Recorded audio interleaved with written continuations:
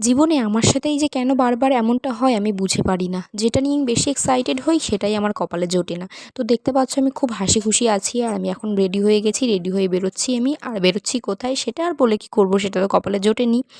তো যাচ্ছি পুষ্পমেলায়। ভেবেছিলাম পুষ্পমেলায় গিয়ে প্রচুর পরিমাণে ফটো তুলবো আর প্রচুর ভিডিও করব, যেটা আমার কপালে একদমই জোটেনি। তো পুষ্পমেলার সামনে গিয়ে দেখছি টিকিট হাউসফুল, যার কারণে আমরা ঢুকতেও পারলাম না। তো বুঝে পারি না যে কেন এমনটা হয় আমার সাথে, কেন এমনটা হয়। তো পুষ্পমেলা থেকে আমি আসার সময় আর কোনো রকম ভিডিও করিনি, যেহেতু আমি পুষ্পমেলার মধ্যে ঢুকতেই পারিনি। তো পুষ্পমেলায় ঢুকিনি তাতে কি হয়েছে, আমি পুষ্প কিনে নিয়ে এসেছি বাড়িতে। এই যে আমি দেখো হাজবেন্ডকে বলেছি পুষ্পমেলায় ঢুকতে দাওনি, আমাকে ফুল কিনে দিতে হবে। তো আমি গাঁদা ফুলের কিছুটা চারাও কিনে নিয়ে এসেছি, তো চারা কিনে এনে এই বাড়িতে এখন পুঁতছি আমি। আর দেখো আমার হাজবেন্ডকে মারও দেখাচ্ছে ও আমাকে, যেহেতু পুষ্পমেলায় দেখায়নি।